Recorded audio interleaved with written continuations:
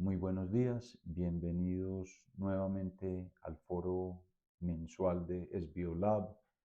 En esta ocasión hemos querido tocar un tema que es bien relevante en estos momentos, la tasa de cambio. Me imagino que muchos han venido siguiendo la dinámica del mercado cambiario, que ha mostrado unos saltos y unos cambios que muy pocas veces hemos visto, de niveles por debajo de 4.000 hace un año a 5.000 a finales del año pasado, ahora nuevamente acercándonos a los 4.000. Y muchas personas nos preguntan qué es lo que está sucediendo, cómo entender estos fenómenos. Pues bien, este es uno de los temas que a mí personalmente más me apasionan, de los que más he estudiado. Y por eso queríamos en este foro del mes de junio compartir con ustedes algunos tópicos relevantes sobre la tasa de cambio y qué es lo que puede estar pasando en nuestro país, cómo podemos acceder a instrumentos para protegernos contra esos movimientos. Entonces, empecemos de una vez. Y lo primero que yo quería mostrarles es cómo se determina la tasa de cambio en una economía. Y como vemos en este primer slide, la tasa de cambio en una economía se determina dependiendo del régimen cambiario que adopte la autoridad monetaria, en nuestro caso, el Banco de la República. Y hay dos extremos. La tasa de cambio fija, totalmente fija, se le llama PEG, y en el otro extremo la tasa de cambio variable, cuando es una flotación pura de la misma. Generalmente, como lo vemos en el gráfico, los países eligen un régimen intermedio, ninguno de los dos extremos, porque elegir uno u otro tiene consecuencias y de eso vamos a hablar un poco más adelante. Pero digamos que en el caso de la tasa de cambio totalmente fija, cuando hay un PEG, la autoridad monetaria se compromete a defender ese valor a capa y espada. Están dispuestos a comprar o a vender la cantidad de divisas y a usar sus reservas internacionales que sean necesarias para defender ese valor. Entonces, por ejemplo, si fijan la tasa de cambio del dólar y el peso acá en Colombia, esto es un ejemplo, porque así no es en Colombia, pero si así fuera, digamos que a 4.000 pesos, el Banco de la República es como si estuviera comprometido a muerte a defender ese valor. Entonces, si viene una gran demanda de dólares, el Banco de la República vende a 4.000 y sostiene ese precio. O si hay una situación inversa, en donde la gente quiere pesos y salir de dólares, entonces el banco se compromete a comprar y comprar y comprar todos los dólares que la gente le quiera descargar a ese mismo precio. Eso tiene unas consecuencias que ahorita vamos a ver. En el otro extremo, en el de la flotación pura, la autoridad monetaria no hace nada, no se mete y permite que el precio del dólar o la tasa de cambio se mueva para arriba, para abajo, con la volatilidad que se quiera mover, sin meterse a comprar o a vender. Como les decía, generalmente los países eligen un, un punto intermedio. En el siguiente slide vemos qué puede ser ese punto intermedio. Digamos, está la tasa de cambio fija o el PEG y la tasa de cambio totalmente flexible o la flotación pura. En la mitad hay unos regímenes que tienen la mezcla. Hay uno que se llama el crawling peg, es un régimen que se usó mucho en Colombia, ahorita vamos a ver eso también, que es de mini devaluaciones. El gobierno va anunciando, la autoridad monetaria anunciando incrementos de la tasa de cambio gota a gota todos los días. Otra posibilidad, bandas cambiarias, en donde la tasa es flexible en una franja, pero cuando llega a la parte superior de la franja o a la inferior, ahí entra la autoridad monetaria y defiende esos niveles. Miren que es una mezcla de ambas. También lo tuvimos en Colombia. Y otra es la flotación sucia. Y ahorita les voy a explicar un poquito cómo funciona la flotación sucia, que es como si el país tuviera una tasa de cambio flexible, pero en realidad hay algo que se mueve por debajo, que no es del todo o que no permite que sea del todo una flotación pura. Y ese es el régimen que hoy en día tenemos. En el siguiente slide quería mostrarles un poco de historia de la economía colombiana y sus regímenes cambiarios, para que vean cómo ha venido evolucionando esto en el tiempo. Como lo pueden ver, hasta el año 1967, en el gobierno de Carlos Lleras Restrepo, la tasa de cambio en Colombia era totalmente fija, era un pegue al dólar hasta el año 67. En ese año, después de una misión que hubo en el país que le dio recomendaciones al gobierno, se adopta el régimen de devaluaciones gota a gota o el crawling peg. Es como esa tasa de cambio fija que va gateando hacia arriba, de ahí ese nombre o ese término en inglés. Y lo implementaron en ese entonces con la idea de darle competitividad gradualmente a la economía. Creían en ese momento que devaluando poquito a poquito la moneda, el Banco de la República le iba dando competitividad a las exportaciones no tradicionales, sobre todo a las manufacturas. Y ahorita vamos a ver si eso también tiene sentido o no.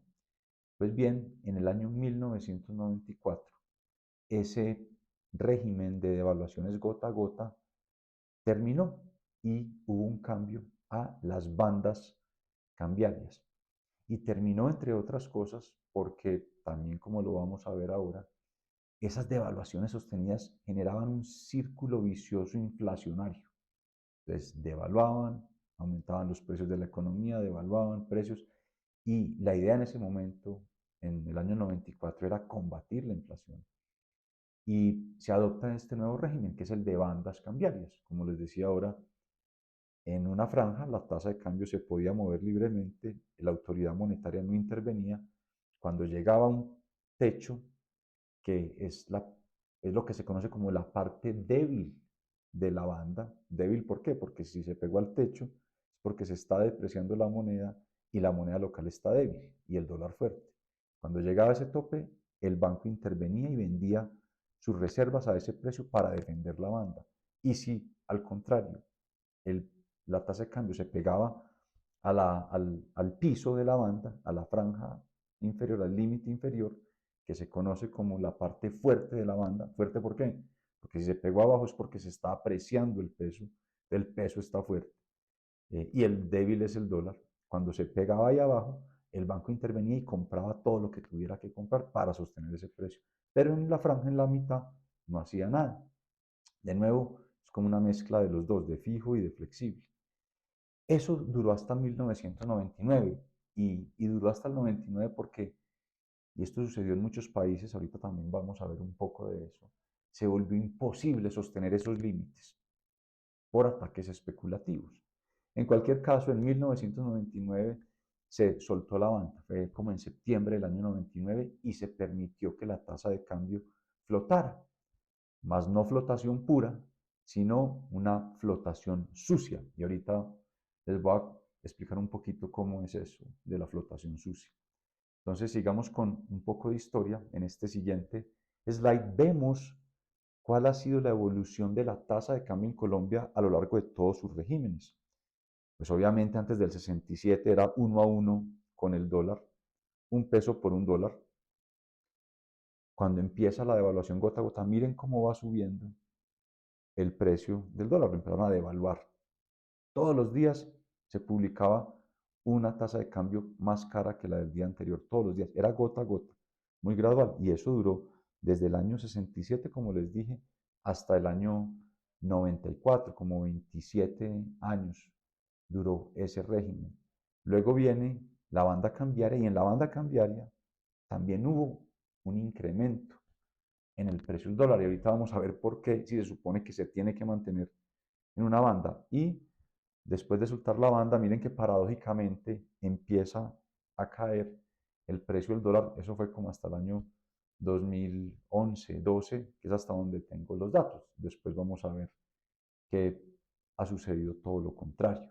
Pero fíjense cómo a lo largo del tiempo y de todos los regímenes cambiarios que ha tenido Colombia, digamos que ha habido una tendencia a que se debilite la moneda local, es decir, a que se haga más fuerte el dólar ante el peso. En el siguiente slide vemos la parte de la historia de las bandas, que es súper interesante. Y vamos a ver en concreto cómo fueron las bandas, ahí lo ven, como desde mediados del 98 hasta septiembre del 99, que es cuando se sueltan las bandas. Fíjense que las líneas rojas muestran los límites de la banda, la parte superior o débil y la parte inferior o fuerte. La línea azul representa el centro de la banda, en el nivel en torno al cual se suponía que debía gravitar o moverse libremente el precio del dólar. Y la línea verde nos muestra cómo fue efectivamente el movimiento del precio del dólar en esos meses. Y antes de seguir con lo que sucedió, porque ustedes lo que están viendo ahí es que la banda cambiaria se movió hacia arriba una vez, por allá en agosto del 98 y nuevamente hacia arriba como en junio del 99 hasta que ya colapsó en septiembre del 99. ¿Por qué pasó esto?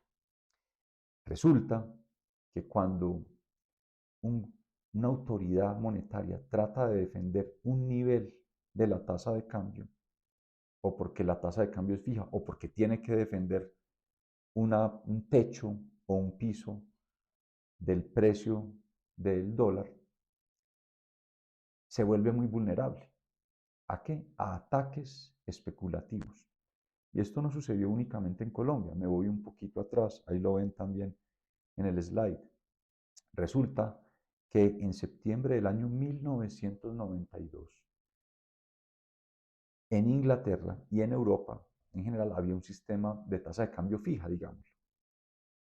Defendían el precio de la libra contra el dólar, del franco francés contra el dólar, del franco suizo contra el dólar, la corona sueca contra el dólar.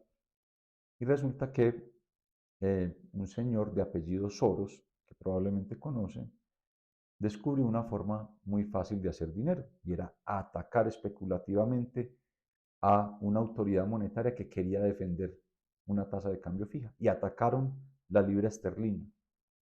¿Cómo la atacaron? Pues es realmente fácil. Supónganse, ubíquense ustedes en septiembre del año 1992 en Inglaterra, en el Banco Central, y ustedes empiezan a ver, a observar que los agentes del mercado empiezan a comprar dólares. Entonces el Banco de Inglaterra, ¿qué hace? Vende sus dólares, ¿cierto? Y recoge las libras. Y vende y recoge las libras. Y en el momento en que empieza a recoger y a recoger y a recoger las libras esterlinas, a contraer la masa de dinero o el volumen de dinero en la economía inglesa, la tasa de interés empieza a subir. Algo parecido a lo que está sucediendo ahora, cuando las autoridades monetarias están en una política de contracción monetaria, se sube la tasa de interés. Cuando es en un ataque especulativo es muy fuerte, porque están esos especuladores diciendo al banco, ¿usted va a sostener esa tasa? Perfecto, véndame a esa tasa, véndame a esa tasa, véndame y tome libras, tome libras, tome libras. Llegó un momento en que la tasa de interés subió tanto que la autoridad monetaria dijo, no aguanto más y soltó el precio de la libra. ¿Y qué le sucedió a los especuladores? Pues ganaron mucha plata porque compraban a un precio y el banco les vendió a ese precio, ese precio, ese precio. Cuando soltaron la tasa de cambio fija y se disparó el precio del dólar en términos de libras esterlinas, pues salieron y vendieron los dólares, recogieron todas las libras esterlinas y hicieron una ganancia enorme. Eso no se quedó ahí. Eso en Inglaterra le costó al Banco de Inglaterra una pérdida de capital de 5 billones de dólares y fue en el 92. Luego vinieron ataques a muchos otros países de Europa. Por ejemplo, al franco suizo lo tumbaron, al franco francés lo tumbaron. La única moneda que aguantó en ese momento un ataque especulativo fue la corona sueca, pero aguantó un costo enorme. En esa época, para defender el precio del dólar en términos de corona sueca, el Banco Central sueco permitió aumentos en la tasa de interés hasta de 500%, pero la defendió a un costo alto, pero la defendió. De resto, todas las monedas europeas se cayeron. Luego en el 94 le sucede lo mismo al peso mexicano. Vienen los especuladores, Soros a la cabeza, ¿qué hacen? Llegan a México, empiezan a endeudarse en peso mexicano y a comprar dólares. Y el Banco Central de México venda dólares para sostener la tasa de cambio del peso mexicano, venda, venda, venda. Se comieron todas las reservas en el Banco Central de México. Pero el Banco Central de México, dispuesto a defender la tasa de cambio, no solo quemó todas las reservas, sino que se endeudó. Quemó 25 billones de dólares en reservas internacionales y se endeudó en otros 25 billones de dólares, 50 billones de dólares, billones de verdad. Y aún así, a finales del año 94 no aguantó y tuvo que soltar el precio del dólar en términos de pesos mexicanos. Los especuladores hicieron mucha plata. Digamos que entraron a endeudarse en el sistema bancario local en pesos mexicanos y compraban, digan ustedes, dólares, no sé, a 10 pesos, a 10 pesos, a 10 pesos, y el banco queme. Llegó un momento en que no aguantó, soltó y digamos que se disparó a 20 pesos mexicanos el dólar. Usted tiene todos esos dólares, vende a 20, paga la deuda local que tuvo y se ganó 10 pesos por dólar en todos esos millones que compró. Pero eso no terminó ahí. En el año 97 sucedió lo mismo con las economías MIT, como ven en el slide. MIT son Malasia, Indonesia y Tailandia. Y luego en el 98 fue la famosa crisis rusa. Sucedió exactamente lo mismo. Y en el 99 Brasil se cayó también. Entonces, ubiquémonos 98, 99, 97, 98, 99. Vienen los ataques, viene todo esto y Colombia está con sus bandas cambiarias. Fíjense ustedes, en agosto del 98 la tasa de cambio se pegó al techo de la banda, como unos 1.450 pesos. Techo que es la parte débil, ¿cierto? Uno a veces cree que techo es fuerte y piso débil. No, en términos de bandas es al revés, como lo expliqué ahora. Se pegó. ¿Qué tuvo que hacer el Banco de la República en agosto del año 98? Subir la banda porque no logró el ataque. Ahí hicieron plata los especuladores de la misma forma que les expliqué. Se endeudaron en pesos colombianos en el sistema financiero doméstico, compraron dólares a 1.400, 1.400 o 1.450 y el banco queme reservas. El banco no aguantó, la tasa de interés subiéndose porque está recogiendo muchos pesos y mucha liquidez, sube la banda y empieza a gravitar ahora alrededor, o se pega a los 1.573, como lo ven ahí. Se ganó más de 120 pesos por dólar el que especuló así. Imagínense ustedes hacer eso con $1.000.000. Se ganan 120 millones de pesos en 1 o 2 días. Si lo hacen con 100 millones de dólares, pues hagan la multiplicación. Si con 1 millón me gano 120, con los 100 millones me gano 12.000 millones de pesos en cuestión de días. Entonces era muy provocativo para los especuladores. Y además esto estaba sucediendo al mismo tiempo que, como les decía, se caía en Malasia, Indonesia, Tailandia, se caía Rusia y en el 99 Brasil. Llega el año 99 y viene otra vez el ataque, como lo ven ahí, a mediados del 99. Se pega el precio del dólar nuevamente a la parte débil de la banda, es decir, al techo, y el banco, después de un ataque muy grande, no logra sostenerlo, ha quemado sus reservas, la tasa de interés está muy elevada y vuelve a mover la banda. Y entonces ahí la tasa de cambio pasa como de 1.700 y pico de pesos a moverse alrededor de 1.900 y pico de pesos, 200 pesos por dólar. De nuevo, con 100 millones de dólares son 20.000 millones de pesos que un especulador hace en cuestión de días. Y el banco sostuvo esa última banda, ¿cuántos meses? Ahí lo pueden ver, como de junio del 99 a septiembre, a julio, agosto, septiembre, 3 meses. Ya era muy difícil sostenerlo, ya era imposible para la autoridad monetaria cañar y decir que iba a sostener una tasa de cambio fija. Y llegó el punto en que en septiembre del año 99 el Banco de la República, como autoridad monetaria, dijo no más bandas, no más tasas de cambio ni fijas ni semifijas, y soltó. Y nos vamos a la flotación. ¿Flotación qué? No pura, sino sucia. Ya vamos a ver por qué es sucia, pero ya a partir de ahí el precio del dólar, digamos que fluctúa libremente en el mercado o casi libremente. En el siguiente slide vemos como un resumen de lo que ha sido eh, la evolución de la tasa de cambio desde el año 91 hasta ahorita, hasta, digamos, los últimos datos que tenemos, que es prácticamente ayer. Como ven, hasta el 67 fue un régimen fijo, del 67 al 94 fue el crawling peg, las devaluaciones gota a gota, del 94 al 99, que es lo que ven en el círculo rojo, es la época de las bandas. Miren que cuando uno lo mira en el contexto es una etapa relativamente corta, con unos 5 años nomás. Y a partir de ese círculo rojo en adelante es lo que les dije, una flotación sucia, digamos un régimen cambiario flexible, pero no del todo, no puramente flexible. Y por eso se le dice que es una flotación sucia.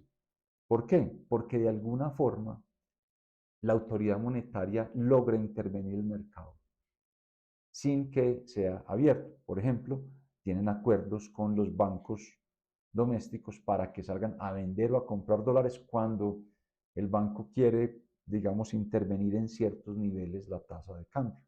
Eso se llama una intervención velada, ¿vale? Y hay otra que es abierta y se llama las opciones de volatilidad.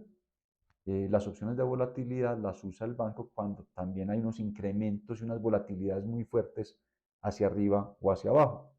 Cuando son hacia arriba, entonces el banco sale y vende unas opciones para que las personas puedan comprar dólares, o los agentes del mercado mejor, los bancos sobre todo, puedan comprar dólares a un tope de precio.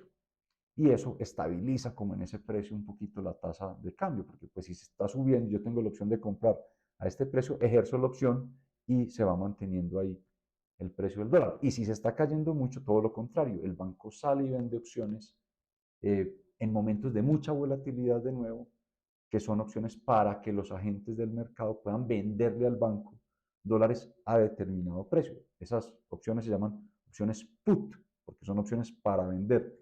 En el otro caso se llaman opciones call, opciones para comprar. Pero con esas subastas de opciones para venderle al banco cuando está cayendo el precio o para comprarle al banco cuando está subiendo el precio a determinados niveles, estabilizan un poco la tasa de cambio y es un instrumento en que el banco puede intervenir en el mercado cambiario.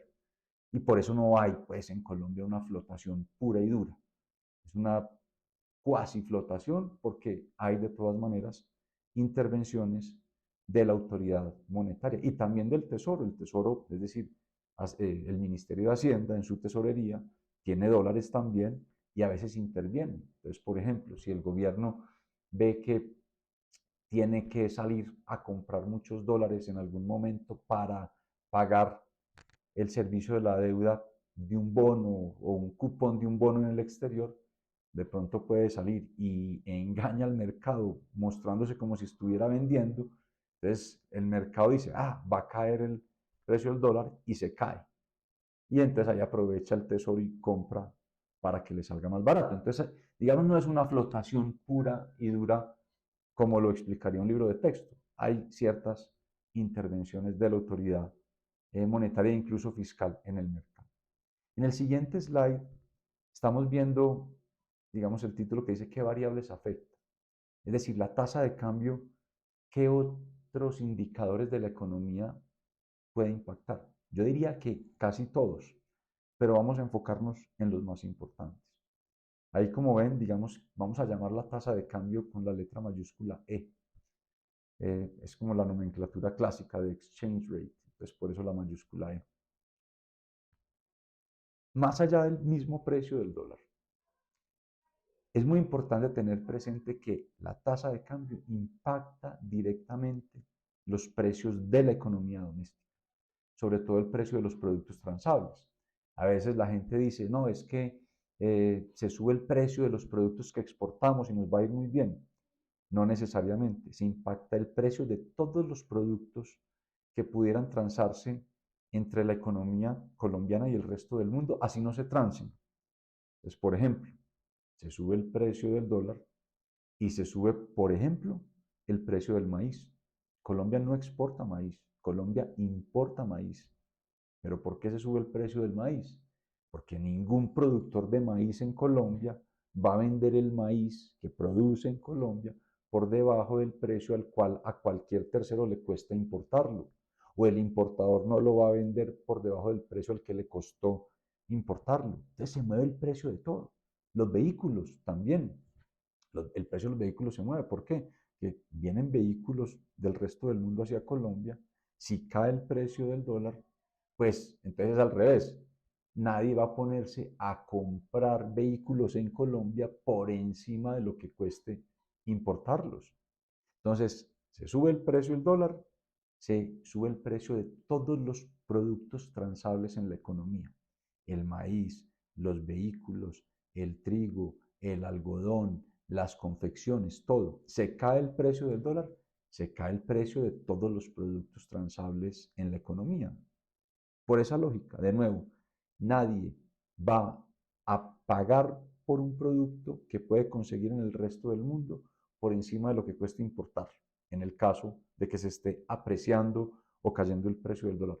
Pero al mismo tiempo nadie va a vender un producto por debajo de lo que se lo compren en el resto del mundo cuando el dólar está encareciéndose. Entonces, por ejemplo, un productor de ventanas que se exportan desde Colombia al resto del mundo efectivamente. Ese productor de ventanas, si el precio del dólar se está subiendo, no va a ponerse a vender ventanas más baratas en Colombia por debajo de lo que le pagan en el resto del mundo. Se sube el precio de las ventanas en Colombia. Impacta, como les digo, los precios de la economía.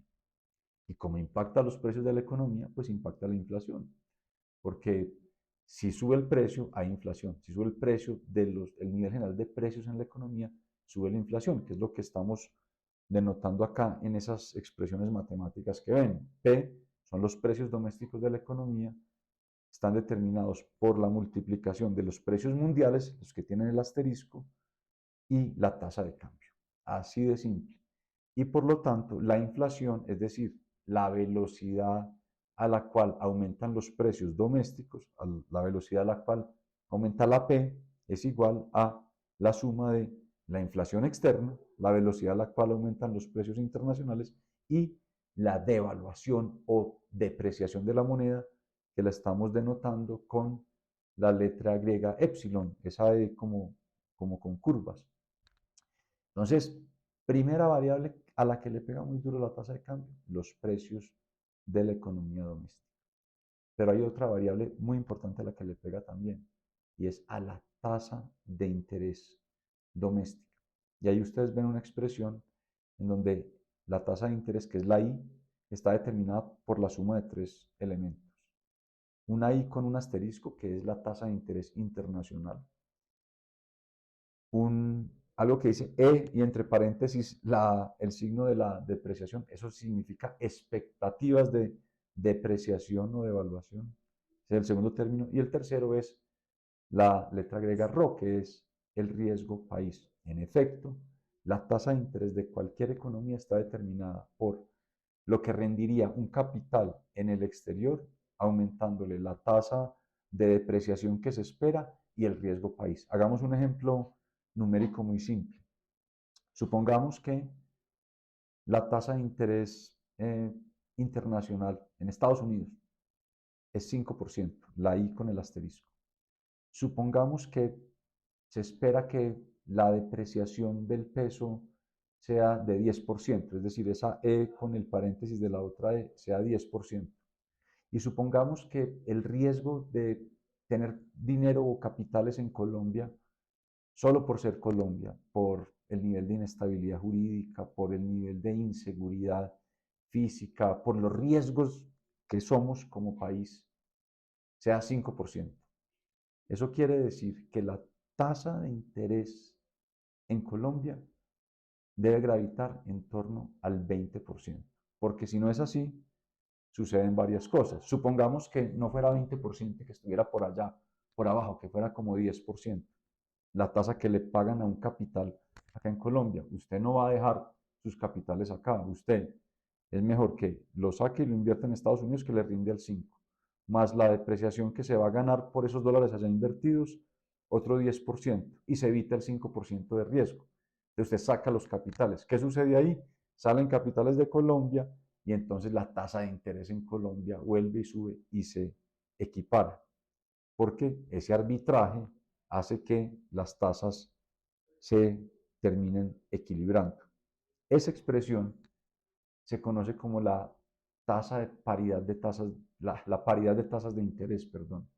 Y es muy importante para lo que vamos a ver más adelante. Siempre tengan esto en la cabeza. El diferencial de tasas entre mi país y el exterior, es decir, la diferencia entre la I y la I asterisco, ajustando por la prima de riesgo, es lo que me determina mis expectativas de depreciación. Hagamos un ejemplo mucho más simple. Hagamos de cuenta que no hubiera riesgo país, que ese signo ROE es cero, que Colombia es tan seguro como Estados Unidos. ¿Vale?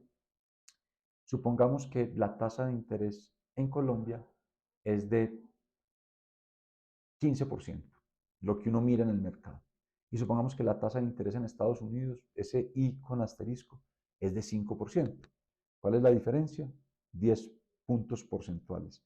Eso quiere decir que el mercado está esperando una depreciación de 10 puntos porcentuales en el término que se ha reflejado por esas tasas.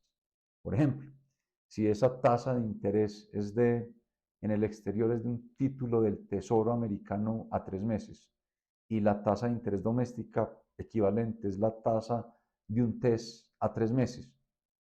Una, la de acá 15, la de Estados Unidos 5. Esa diferencia de 10 puntos quiere decir que el mercado está esperando en el próximo año una depreciación de 10%. ¿Por qué? Porque es lo que compensa cuando saco el capital al exterior. Saco $1,000 al exterior, me rinde 5, pero como está en dólares y se deprecia, cuando lo cambio a pesos me está rindiendo 15.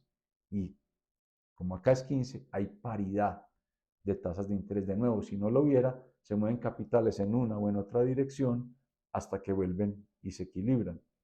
¿Vale? Entonces es súper importante, es la paridad de tasas de interés. En el siguiente slide, yo hago la pregunta, como lo ven ahí, y es, ¿realmente la tasa de cambio cuando se sube de nivel, es decir, cuando se deprecia el peso, cuando se devalúa el peso, realmente nos hace más competitivos? Que mucha gente tiene esa idea en la cabeza, inclusive muchos hacedores de política pública dicen que ojalá se deprecie para que sean más competitivas las exportaciones o para que al encarecerse las importaciones sean más competitivos los productores domésticos que compiten con esas importaciones. Es más, como lo vimos al principio, ese fue el fundamento del régimen cambiario de devaluaciones gota a gota, devaluar para supuestamente hacernos más competitivos. Yo creo que no, yo creo que no nos hace más competitivos y por el contrario genera efectos nocivos sobre la economía. Aquí vemos en este nuevo slide una expresión matemática que es la E minúscula. La E minúscula la usamos para representar la tasa de cambio real, es decir, lo que me puede realmente medir la competitividad como economía. Y fíjense que está determinada en el numerador por el producto de la tasa de cambio nominal, los pesos por dólar, que me cuesta $1, multiplicado por los precios mundiales, es decir, lo que me vale una canasta del exterior traerla, dividido lo que vemos en el denominador, los precios domésticos. Entonces, si eso aumenta, supuestamente somos más competitivos. Por ejemplo, si eso fuera 2, eso quiere decir que yo en el mercado consigo una canasta internacional por 2 canastas domésticas. Si sube a 3, ya me vale 3 canastas domésticas el poder acceder a una canasta internacional. O visto de otro modo, si eso es 2, eso quiere decir que alguien en el exterior puede comprar una canasta mía por media canasta de ellos. Si se sube a 3, soy más competitivo porque alguien en el exterior puede comprar una canasta de mi producto ya por una tercera parte de sus canastas. Me hago más barato ante el mundo. Eso es la verdadera competitividad. Es como una especie de caricatura, pero es como una forma sencilla de explicarlo. Pero entonces, esa es la tasa de cambio real. Y claro, depende de la tasa de cambio nominal, el precio en pesos de un dólar. ¿Qué pasa si yo tengo ahí mi tasa de cambio real y sube el precio del dólar? Sube el numerador, entonces todo el mundo dirá, claro, nos hacemos más competitivos, ya paso de 2 a 3 o a 4. Pero acordémonos que cuando sube la tasa de cambio nominal, también suben mis precios domésticos, suben los precios domésticos en la economía. De nuevo, un importador no va a vender su producto por debajo de lo que a un tercero le cuesta importar. Un exportador no va a vender en Colombia su producto por debajo de lo que se lo compren en el resto del mundo. Entonces se sube la tasa de cambio y se suben los precios domésticos. Entonces sube el numerador, pero también sube el denominador y quedó igual. No, no quedó igual, quedó peor, porque quedó con inflación y además esas expectativas de depreciación, como lo vimos en la expresión de la paridad de tasas de interés, que la vuelvo a poner ahí, abajo de la expresión de la tasa de cambio real, pues me genera aumentos en la tasa de interés. Entonces, cuando las autoridades monetarias se dedican a devaluar la moneda, supuestamente con el noble fin de hacernos más competitivos, no nos hace más competitivos porque la inflación doméstica se come la competitividad, ¿cierto? Pero además quedamos con esa mayor inflación, que es un impuesto regresivo en las clases más necesitadas. Y como si eso no fuera suficiente, quedamos con aumentos en la tasa de interés, que es algo que golpea al aparato productivo. Entonces, quería pues como hacer énfasis en eso porque devaluar no es ganar competitividad. ¿Qué determina, ahora sí enfocándonos en el precio del dólar únicamente, es decir, en la tasa de cambio nominal y no la real? ¿Qué determina su precio?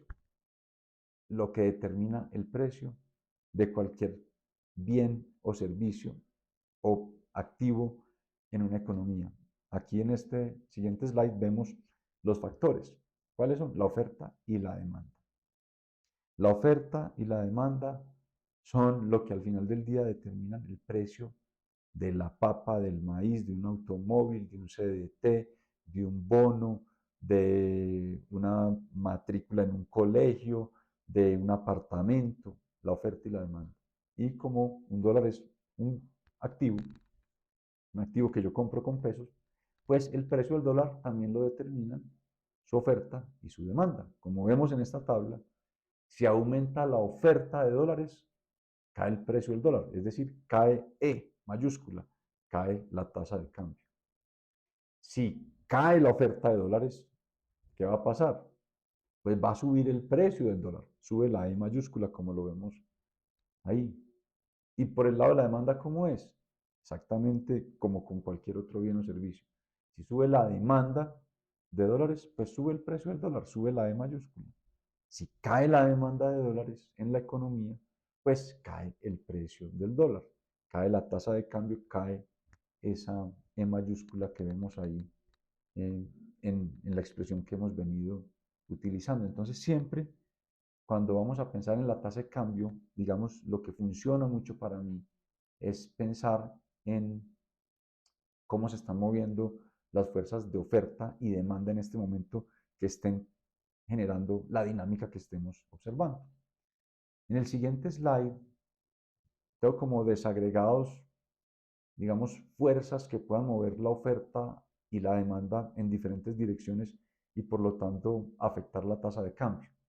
Miremos, por ejemplo, qué puede aumentar la oferta de dólares en nuestra economía y por lo tanto apreciar el peso, es decir, caiga la tasa de cambio. Como lo ven, confianza en el país y su economía. Si hay confianza en el país y en la economía, entran dólares, aumenta la oferta de dólares, cae el precio del dólar. Aumento de la inversión extranjera directa, entran dólares, aumenta la oferta de dólares, cae el precio del dólar. Cuando entran capitales golondrina, que son de corto plazo, también cae, por lo menos en ese plazo, la tasa de cambio, porque aumenta la oferta de divisas en el mercado cambiario. Pero también otras, por ejemplo, cuando aumenta el precio de algún producto exportable, por ejemplo, todo lo que tiene que ver con hidrocarburos, OIG, Oil and Gas, cuando aumenta mucho el precio del café, cuando aumenta el precio del carbón, como son productos que exportamos desde Colombia, eso implica que aumenta por cada tonelada exportada el número de dólares que va a regresar al país, aumenta la oferta de dólares, se aprecia la tasa de cambio, cae el precio del dólar. Cuando hay, por ejemplo, una bonanza de un producto exportable, también sucede lo mismo. Por ejemplo, una bonanza petrolera. Cuando aquí se descubrió el yacimiento de Cusiana, se esperaba una apreciación muy fuerte de la moneda. Eso inclusive lo llaman enfermedad holandesa. Miren qué paradójico, lo llaman una enfermedad porque, bueno, esto sucedió cuando descubrieron un gran yacimiento de gas natural en Holanda que apreció su moneda, porque entraron tantas divisas que apreció su moneda y lo llaman enfermedad porque digamos, en la teoría clásica eso apreciaba y quitaba competitividad a la economía, fortalecía mucho la moneda doméstica. Aquí le hemos tenido temor a enfermedades holandesas, por ejemplo, lo de, con lo de Cusiana en su momento. En cualquier caso, cuando hay una bonanza de productos básicos que exporta el país, cae el precio del dólar. Otra, de más corto plazo, cuando, por ejemplo, hay un reintegro grande de divisas por parte del gobierno porque colocó un bono en el exterior, o cuando una compañía con suficiente volumen lo hace, por ejemplo, Ecopetrol, reintegran divisas, le meten un golpe de oferta al mercado, cae el precio del dólar. Cuando, por ejemplo, viene la temporada de pago de impuestos, suele suceder que compañías que tienen, digamos, disponible en el exterior, eh, lo bajan para pagar los impuestos. Eso a veces sucede como entre febrero y marzo de cada año. Ustedes se fijan y ven que hay siempre una dinámica de apreciación de la moneda en esos meses. Hay otra que es muy interesante y es algo en lo que yo cada vez, digamos, veo más plausibilidad y es el narcotráfico y el lavado de activos.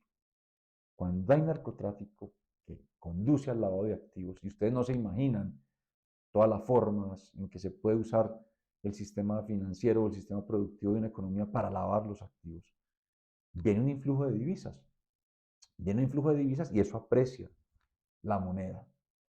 Mi teoría y mi tesis, y hay una publicación sobre eso, es que cuando vino la crisis del 2014, que se cayó el precio del hidrocarburo del petróleo a la mitad y Colombia quedó muy golpeada, lo que sostuvo la economía fue un boom de cultivos de coca que se dio en ese momento, que pasaron casi que a 200.000 hectáreas. Y eso permea toda la economía y aprecia la moneda. Otra forma en que puede aumentar la oferta de dólares o divisas en el mercado cambiario y por lo tanto apreciar la moneda es cuando hay un aumento en la tasa de interés doméstica, porque eso atrae capitales a que saquen acá esa o a que puedan, digamos, extraer ese alto nivel de interés que refleja la economía doméstica. Y, por ejemplo, cuando hay expectativas de apreciación, si usted tiene dólares en el exterior y cree o está convencido que el precio del dólar va a caer, ¿usted qué hace? Lo trae, vende, espera que caiga, vuelve y compra, saca y se hace una ganancia. Pero si de verdad se cumplen las expectativas, de hecho eso puede crear incluso profecías autocumplidas. Si todo el mundo cree que se va a apreciar la moneda, pues vienen dólares y efectivamente se aprecia. Es una profecía autocumplida o lo que llamamos los economistas self-fulfilling prophecies. Y así como para incrementos en la oferta de dólares, fíjense ustedes en el slide que hay fuerzas que generan lo contrario, reducen la oferta de dólares. Hay fuerzas que aumentan la demanda por dólares. Hay fuerzas que bajan la demanda por dólares. Y eso es lo que mueve al final del día el precio del dólar. Por ejemplo, ¿qué puede generar una caída en la demanda por dólares? Ahí lo ven en la parte inferior derecha de ese cuadro. Cuando aumenta también la confianza en el país y la economía. La gente no está demandando dólares para sacarlos, no tienen temor. Cuando hay seguridad y estabilidad jurídica, la gente deja sus capitales en la economía. no sale a demandarlos para sacarlos. Cuando cae, por ejemplo, el precio de un producto importable, entonces cae el precio de un producto importable, yo no tengo que pagar tantos dólares por cada importación, cae la demanda por dólares o por divisas en el mercado cambiario. Cuando cae la tasa de interés en el exterior, se reduce la demanda por dólares porque ya no tengo incentivo a sacar mis capitales a que obtengan esa tasa alta en el exterior. Cuando aumentan los aranceles, fíjense ustedes, si aumentan los aranceles, yo tengo menos estímulo o incentivo a importar, demando menos dólares, y cuando demando menos dólares, ¿qué pasa con la tasa de cambio? Se cae, se aprecia. A veces los policymakers cometen el error, uno lo escucha mucho, de querer mejorarle la competitividad a la economía subiendo aranceles. Hacen todo lo contrario. Bajan el precio del dólar, que es lo que el exportador supuestamente no quiere, porque el exportador generalmente sí, digamos, se basa mucho, por lo menos el colombiano, en la tasa de cambio para, digamos, proyectar la supuesta competitividad, que de nuevo yo no creo que sea así, pero sí dependen mucho de eso. Entonces, si el gobierno se pone a subir los aranceles y efectivamente se contrae el nivel de importaciones, pues cae la demanda por dólares, y si cae la demanda por dólares se aprecia más la moneda. De nuevo, con expectativas de apreciación. Si las personas creen que se va a apreciar la moneda, usted no va a ir a comprar dólares, usted mantiene pesos, ¿no? No va a ir a comprar dólares para sacarlos, porque si lo hace, saca y se aprecia efectivamente la moneda, pierde lo que tenía en pesos cuando lo lleva a moneda externa o a dólar. Entonces, no voy a delinearlos o a explicarlos todos, pero hay muchas fuerzas que mueven el dólar. Y todas esas fuerzas o se conjugan en un movimiento de la oferta o en un movimiento de la demanda. Piensen siempre que el precio del dólar es como el precio de la papa. Sube la oferta de papa, cae el precio de la papa. Cae la oferta de papa, sube el precio de la papa. Lo mismo con el dólar. Sube la demanda por papa, sube el precio de la papa. Lo mismo con el dólar. Cae la demanda por papa, cae el precio de la papa. Es exactamente lo mismo con el dólar. El que logra anticipar y analizar y discernir sobre cómo se están moviendo esas fuerzas con respecto al dólar puede ganar mucho dinero anticipándose a movimientos que se van a dar en el precio de la divisa. En el siguiente slide les muestro la evolución reciente del precio del dólar.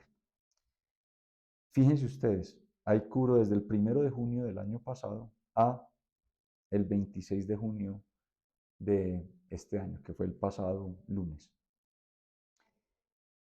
El 1 de junio del año 2022, el precio del dólar estaba en 3.777 pesos.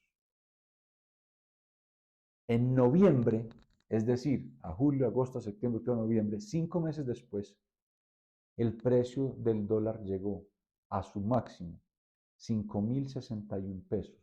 Fue en noviembre 8 del año pasado.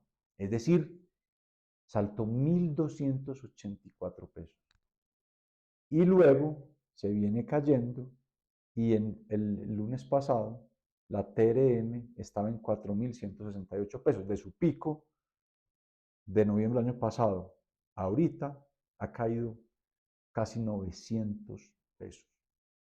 Eso que uno ve ahí y dice, uff, qué interesante, tantos movimientos, pero yo les pregunto, ¿qué hubieran hecho ustedes en estos casos si hubieran tenido este gráfico?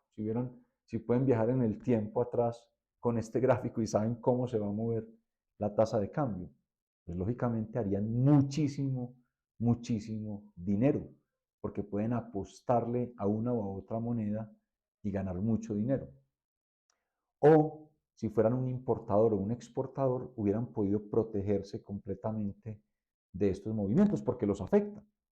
Imagínense un importador en junio del año 2022 observando el mercado y dice: el dólar está a 3.777, yo en noviembre tengo que pagar $1.000 por una importación que hice. Bueno, esos son más o menos, son 4 millones de pesos. Supongamos que estaba en 4.000 para redondear.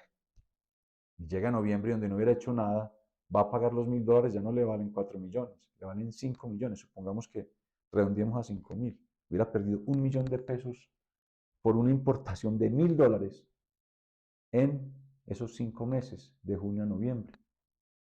Y si no estamos hablando de $1.000, sino de $1 millón, ¿cuánto hubiera perdido esta persona? 1.000 millones de pesos. Y si hubieran sido $10 millones la importación, son 10.000 millones de pesos. Entonces fíjense que si uno hubiera podido saber lo que iba a suceder, se puede proteger o incluso ganar mucha plata. ¿Qué hubiera podido hacer ese importador que está en junio del año 22 y ve, porque llegó este viajero en el tiempo y le dijo, mire lo que va a pasar? Lo que haría es protegerse. Entonces le dice a alguien, señor, yo le quiero comprar a usted en 5 meses $1.000 a 4.000 pesos. Quiero asegurar la tasa de cambio. Y si lo hace, pues queda asegurado, porque llega noviembre y así el dólar esté en 5.000, él tiene un contrato que le permite comprarle a ese señor $1.000 a 4.000 pesos, desembolsa solo 4 millones y no 5 millones, quedó protegido. Pero si nadie le ofrece un contrato de esos, ¿qué puede hacer el señor? ¿Qué puede hacer el señor para protegerse si nadie le va a comprar a futuro los dólares a 4.000? Puede hacerlo también. ¿Cómo? Yéndose corto en dólares. ¿Cómo funciona eso? Es decir, tomando una deuda en dólares. ¿Correcto? Entonces, ¿qué hace esta persona? Esta persona se endeuda en $1.000, ¿sí o no? O mejor dicho, al revés, todo lo contrario. Él se tiene que ir corto en pesos y largo en dólares. Es al revés. El señor, ¿qué hace? Se endeuda en 4 millones de pesos acá en Colombia y compra $1.000 en junio y los tiene ahí guardados. Llega noviembre, el dólar se ha ido a 5.000, va, los vende, recibe 5 millones, paga su deuda de 4 millones y se gana 1 millón de pesos. Ese millón de pesos que se gana es lo que compensa por la pérdida que va a tener a la hora de ir a pagar su importación, no a 5.000, no a 4.000, sino a 5.000. Se cubrió perfectamente y lo hizo sin siquiera acudir a instrumentos exóticos. Entonces, el importador, al que no le conviene que suba el precio del dólar, se puede proteger o con un contrato a futuro, comprando los dólares a un precio que él ya conoce desde hoy, que lo protege de una subida bien grande, o simplemente endeudándose en pesos, yéndose, digamos, corto en pesos, así se le dice, teniendo una posición en dólares para liquidarla en el momento en que le toque responder por esos dólares para pagar. En el ejemplo que acabamos de ver, tomó una deuda de 4 millones, compró $1.000 en junio, llegó a noviembre, los $1.000 valen 5 millones, los vendió, pagó los 4 millones al banco de la deuda y quedó con 1 millón, que es el colchón que le queda para, digamos, compensar lo que va a perder por esa devaluación de 1.000 pesos, en el ejemplo que hemos redondeado. Ahora, supongamos que no son un importador, sino un exportador, y están parados en noviembre, en el pico máximo de precio de dólar, dólar a 5.000, noviembre del año pasado, y ustedes ven que ahorita en junio va a estar a 4.000 pesos, como prácticamente lo vemos ahí, y están en ese momento del tiempo y tienen acceso a esta información, porque un viajero del tiempo vino y les dijo, mire, se va a caer a 4.000 pesos el dólar, y usted es un exportador, a usted no le conviene que se caiga. ¿Qué hace? Bueno, elemental, puede ir a alguien y decirle, señor, hagamos un contrato y yo le vendo a futuro en 6 meses, en 7 meses, en junio del año entrante, del año 2023, le vendo $1.000 de una exportación mía a 5.000 pesos. Si la otra punta le firma el contrato, perfecto. Usted quedó protegido porque llega junio y así se haya caído el precio a 4.000, usted tiene un contrato con alguien al que usted le va a vender los dólares a 5.000. Quedó tranquilo y no perdió los 1.000 pesos. Pero si no le firman ese contrato, ¿qué hace usted como exportador o como una persona a la que no le conviene que se caiga el precio del dólar? De nuevo, hace la operación con la deuda. En este caso es lo contrario a lo que hizo el importador. En este caso, usted se va corto en dólares, es decir, se endeuda en dólares y largo en pesos. Entonces, esto está en noviembre del año 22 con dólar a 5.000. ¿Y usted qué hace? Usted se endeuda en $1.000, $10.000 prestados y va y los vende inmediatamente y recibe 5 millones de pesos. Guarda esos 5 millones de pesos. Llega junio y el dólar se cayó a 4.000. Usted va y con sus 5 millones saca 4 millones, compra los $1.000 y los paga. Y le quedó 1.000.000 y le quedó 1.000.000 de pesos. Ese 1.000.000 de pesos es lo que le va a compensar el haber perdido 1.000 pesos por dólar de noviembre a junio sobre sus $1.000 de exportación. 1.000.000 de pesos que perdió por esa caída del precio del dólar. ¿A qué voy? A que si uno tiene previsión perfecta, puede protegerse completamente para no sufrir con las subidas y caídas del precio del dólar. Y esto nos afecta a todos. Si alguien tiene deudas en dólares y conoce esto, se puede proteger. Si es un exportador, un importador, en fin, a todos nos afecta. Y existen estas formas de protegernos contra esos movimientos en el precio del dólar. Lo que sucede es que no existe previsión perfecta ni viajeros del futuro que vienen a mostrarnos cómo se va a mover el precio del dólar ni de ningún otro bien. Si así lo hiciera, pues no solo me podría proteger, sino enriquecer mucho, porque yo como importador no solo protejo mis $1.000, sino que qué hago cuando sé que se va a disparar. No me endeudo en 4 millones para comprar $1.000 y tenerlos asegurados cuando el precio se suba, no. Todo lo contrario, pues hago eso, pero por mucho más dinero. Y ya no soy un importador de vehículos, sino que me vuelvo un agente del mercado cambiario y hago mucha plata. O si tuviera previsión perfecta, yo estoy en noviembre y sé que el precio del dólar va a caer, pues hago lo que hace el exportador, pero en un volumen mucho más grande y hago mucho, mucho dinero. Es decir, salgo, me endeudo no en $1.000, sino en 100 millones de dólares, los vuelvo pesos y cuando se cae el precio del dólar, pues cojo parte de los pesos, pago mi deuda en dólares y me quedo con una ganancia grande. Pero eso no es así. No hay previsión perfecta. Entonces, lo que uno tiene que hacer es utilizar los instrumentos que nos ofrece el mercado para protegernos de esos movimientos. Ya si quieren especular, allá ustedes, pero por lo menos sí existen instrumentos para uno protegerse como familia, como persona, si está al frente de una compañía, si está al frente de un gobierno, de una organización, para proteger esos movimientos en el precio del dólar. En el siguiente slide empiezo o quiero mostrar un poquito de qué instrumentos existen para protegernos contra fluctuaciones en el precio del dólar. Digamos, acabamos de mostrar de una forma caricaturesca cómo podría protegerse un importador que tiene que pagar $1.000 en un futuro y ese precio del dólar se puede subir, o cómo puede protegerse un exportador que va a recibir $1.000 y ese precio del dólar puede caer. Ni al importador le conviene que el precio del dólar se suba, ni al exportador le conviene que el precio del dólar se caiga. Entonces, allá dijimos, uno puede hacer como un sintético endeudándose en pesos, endeudándose en dólares y queda protegido. Pero la verdad es que en la práctica el sistema financiero nos ofrece diferentes mecanismos y el mecanismo clásico, digamos, el más primitivo, básico de todos, es lo que se conoce como una opción. Una opción, como su nombre lo dice, le da la opción a la persona de comprar algo a un precio predeterminado desde mucho tiempo atrás. En este caso, $1. Pues como vemos en el gráfico, acá estoy poniendo una línea sobre los 4.500 pesos por dólar. En el eje horizontal, digamos, es el tiempo. Y esa línea es lo que me determina lo que en opciones se llama el strike price, el precio al cual puedo ejercer la opción. Entonces, la línea azul me muestra los movimientos posibles en el precio del dólar.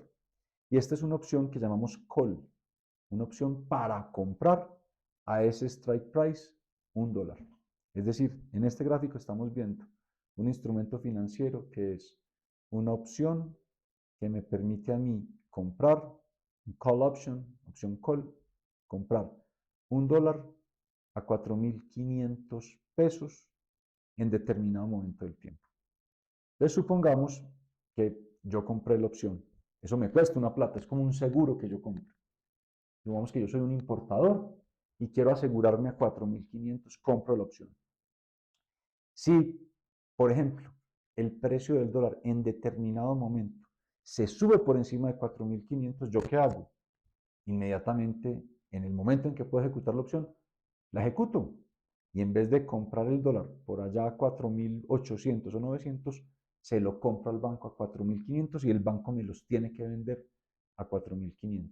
En realidad ni siquiera tiene que haber un intercambio físico de dólares o entre las cuentas. El banco simplemente me paga la compensación. Entonces, si por ejemplo yo compré una opción para $1 a 4.500, llegó el momento de ejecución de la opción y está a 4.800, es decir, la línea azul por encima de la intermitente de violeta, yo le digo al banco, ejecuto la opción y el banco me paga esos 300 pesos de diferencia que me ayudan a compensar a mí el tener que comprar dólares más caros para pagar mi importación. Si por el contrario el precio del dólar está por debajo de los 4.500, es decir, por debajo de la línea intermitente, pues yo no voy a ejecutar la opción. Yo no voy a comprar a 4.500 si el dólar está a 4.200. No ejecuto la opción, me gasté una plata comprando este seguro, pero digamos lo bueno es que estoy comprando dólares baratos en el mercado y si hubieran estado caros hubiera estado protegido. Compré un seguro, un instrumento financiero que me protege, una opción call, así se llama. Está la otra posibilidad, al que quiere protegerse contra caídas en el precio. Pues esa persona puede comprar una opción de vender, se llama una opción put. Estamos hablando como esos contratos que hablábamos ahora que el importador o el exportador hubieran podido firmar con alguien a futuro. Es la opción put en el caso del exportador. Le da la opción, como lo vemos en este siguiente gráfico, de vender put, vender $1 a 4.500 pesos en determinado momento del tiempo. Si, por ejemplo, llegó el momento de ejercer la opción y la línea azul está por encima del intermitente, es decir, el precio del dólar está por encima de los 4.500, pues el señor no va a ejercer la opción. Pagó por ella, pero no la va a ejercer, pero la buena noticia es que está pudiendo vender sus dólares mucho más caros que 4.500, que le conviene para su negocio, pero estuvo asegurado. Porque si cuando llegue el momento de ejercer la opción, cuando llegue el momento, por ejemplo, de reintegrar el producto de su exportación, el precio del dólar está por debajo de la línea intermitente, este señor va al banco y le dice, señor, voy a ejecutar la opción, señor banco, págueme la diferencia entre, digamos, un dólar que se hubiera caído a 4.200 y 4.500. Págueme 300 pesos por cada opción que tengo para venderle a usted, señor banco, a 4.500. Perdió el exportador porque reintegró dólares a un precio mucho más barato, a 4.200, pero el banco le compensó la diferencia. Quedó protegido. Si está más caro, pues no lo usa, pero la buena noticia es que sus dólares valen más. Pero si se llega a caer, el señor está completamente asegurado. Esta es la opción put. Aquí van a ver algo muy técnico, pero no se, digamos, no hay que entrar en el detalle, no voy a entrar en detalle de esto. Las opciones tienen un precio, como les decía, se paga por ellas como un seguro. La fórmula que se utilizó tradicionalmente para ponerle el precio a las opciones es una fórmula que se llama Black-Scholes. Esta fórmula de Black-Scholes es un, digamos, un tema clásico muy importante de la teoría de finanzas. La desarrollaron en el año 73 tres personas, se llaman Fisher Black, Robert Merton y Myron Scholes. Y es un aporte fundamental a la teoría de finanzas y a la práctica, porque es la fórmula que se utilizó para ponerle precio a las opciones. Ahí ven ustedes una expresión matemática muy compleja, porque en realidad la fórmula es como resolver una ecuación diferencial, es un tema matemático un poco más elevado. Pero aquí ven la forma en que se le pone el precio de acuerdo a Black-Scholes a una opción call.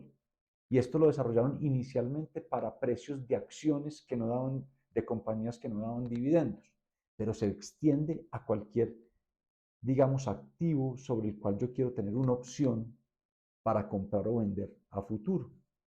Y ese precio, digamos, no voy a explicar la expresión, pero depende del tiempo que tarda para ejecutarse la opción, que es la T mayúscula, depende también de la tasa de interés libre de riesgo en la economía, depende de la volatilidad, ese signo sigma que ven por allá en el denominador de la expresión de 1 y de 2.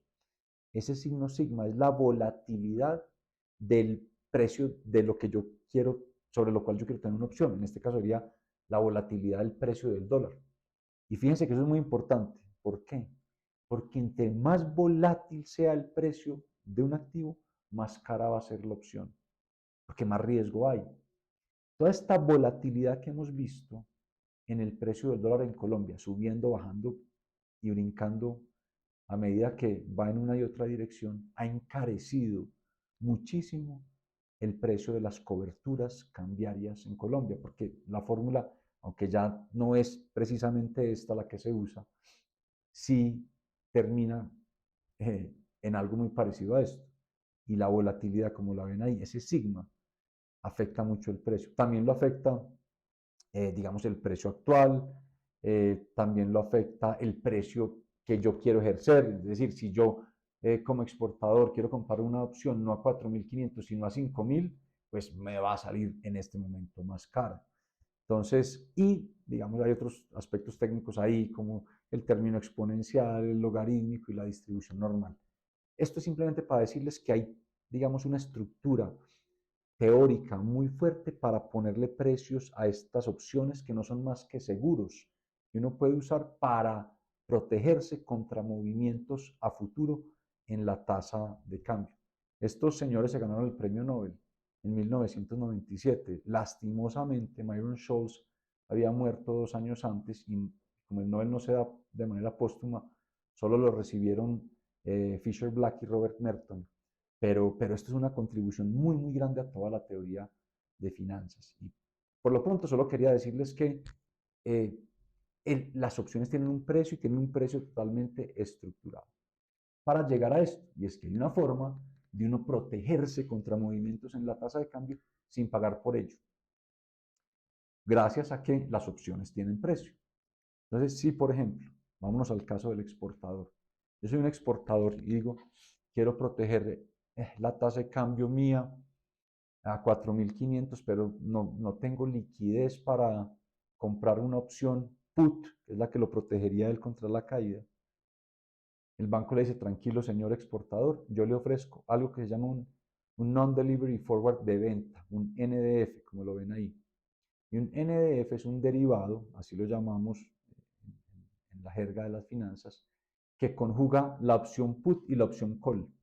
Es como en este caso muy particular si el exportador estuviera comprando la opción put para protegerse, pero al mismo tiempo vendiendo una opción call.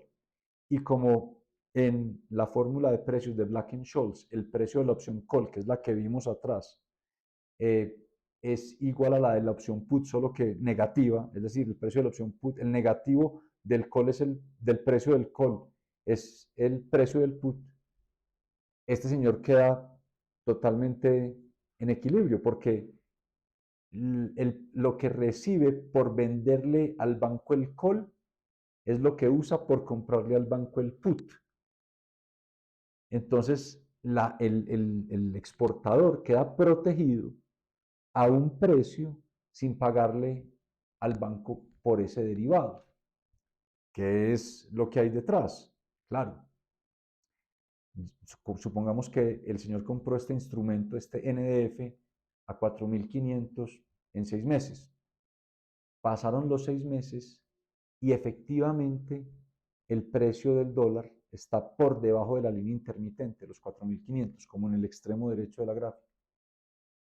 ¿Qué hace el banco? El banco le tiene que compensar al exportador la diferencia entre el precio del dólar, digamos 4.200 y 4.500 pesos, 300 pesos. ¿Por qué?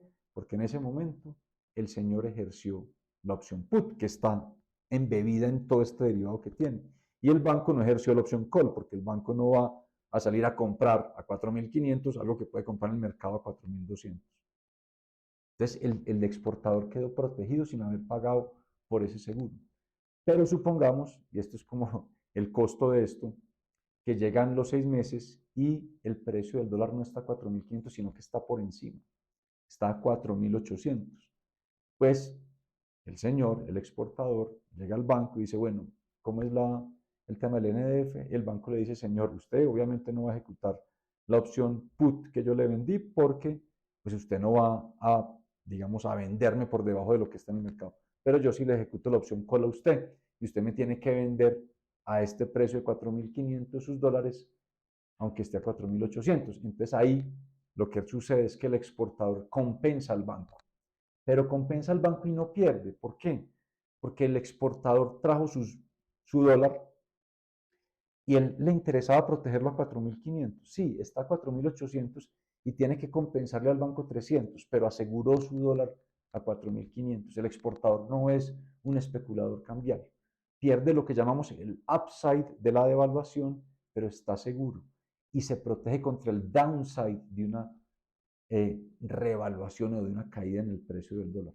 Lo mismo puede hacer un importador, pero de forma inversa. Compra un NDF de compra en donde lo que hace es que al banco le compra un call y al banco le vende un put. Y es lo mismo, y el banco toma la posición contraria y quedan que digamos cada uno protegido sin la erogación de lo que cuesta comprar solo un call o comprar solo un put. Cuando es un NDF, generalmente los bancos miran es que algo que ya vimos atrás, el diferencial de tasas de interés. Entonces, si ven que la tasa de interés en Estados Unidos está en 5% y en Colombia está en 10%, dicen hay expectativas de depreciación como de 5% y no le venden a uno el NDF a la tasa de cambio de hoy, sino a la tasa de cambio de hoy con una depreciación que es la que calculan del diferencial de tasas a un año o a 6 meses o a 3 meses. Entonces le venden a uno no a 4.500, sino a 4.550 o a 4.600. Pero pueden ir las personas a los bancos a pedir este tipo de derivados. Por supuesto, a uno esto no se lo dan de un día para otro, hay que mostrar ciertos cupos, cierta trayectoria, pero es muy importante que todos ustedes sepan que esto existe y que es una forma muy interesante de protegerse. Inclusive hay, digamos, derivados mucho más complejos, sintéticos mucho más complejos y todos los días estos genios en Nueva York sacan nuevos instrumentos que los bancos acá le ofrecen a sus clientes, a las compañías, a otros bancos, al gobierno, para cubrirse de los riesgos. Por ejemplo, hay instrumentos donde yo entre 4.000 y 5.000 no protejo nada, ahí no estoy protegido, pero si sube de 5.000, si soy un exportador me toca compensarle a mí al banco, pero si cae de 4.000 el banco me compensa a mí. Hay infinidad de derivados, como lo ven en este último slide, para protegerse contra las fluctuaciones en el tipo de cambio. Pero estos ya cuestan plata. El que no vale es el que les acabo de mostrar, el NDF, el NDF, que es comprar una opción y vender la otra inversa y ya. Pero, de nuevo, así no lo puedan hacer en un banco, protéjanse. ¿Cómo? Si ni siquiera tienen acceso a poder endeudarse en pesos o en dólares para hacer esa protección, digamos, caricaturesca de la cual les hablé con los $1.000 del importador y los 1.000 del exportador. Si ni siquiera tienen esa forma, protéjanse de una forma muy simple, para no sufrir con los cambios. Tengan sus activos, sus ahorros, mitad en dólares y mitad en pesos. Esa es la forma más elemental de protegerse y no hay que ir a todas esas estructuras sofisticadas para hacerlo. Si ustedes sus pocos ahorros o muchos ahorros los tienen todos en pesos, tengan la mitad en dólares y la mitad en pesos. Así sea la mitad en dólares la tengan debajo del colchón en efectivo. Y si pueden llevarla a una cuenta en el exterior en dólares, mucho mejor. Y si pueden buscarle rentabilidad a esos dólares, mucho mejor. Pero balanceenlo, porque así no van a exponer su ahorro, su patrimonio a un movimiento brusco en el precio del dólar. Lo mismo con las deudas. No tomen deudas únicamente en pesos o en dólares, ténganlo en las dos, porque con el movimiento del precio del dólar lo van a tener equilibrado, sobre todo si tienen algún ingreso en dólar o dependen su negocio de los movimientos en la tasa de cambio. Con esto terminamos, pues ha sido un poco más largo de lo normal, pero pues era un tema técnico que valía la pena profundizar. Es un tema que a mí personalmente me encanta y que puede ir desde algo muy complejo hasta algo muy simple, como con esto que acabamos de concluir, mitad y mitad, para estar siempre protegidos. Y no crean que esto solo lo debe pensar alguien que tiene temas sofisticados financieros. Si usted está planeando un viaje al exterior en un año y necesita dólares para ir a gastar en su viaje, cúbrase desde ya y tenga mitad de su ahorro en dólares y mitad en pesos. Y así cuando llegue ese momento, así se haya ido a 10.000, usted está protegido. ¿De acuerdo?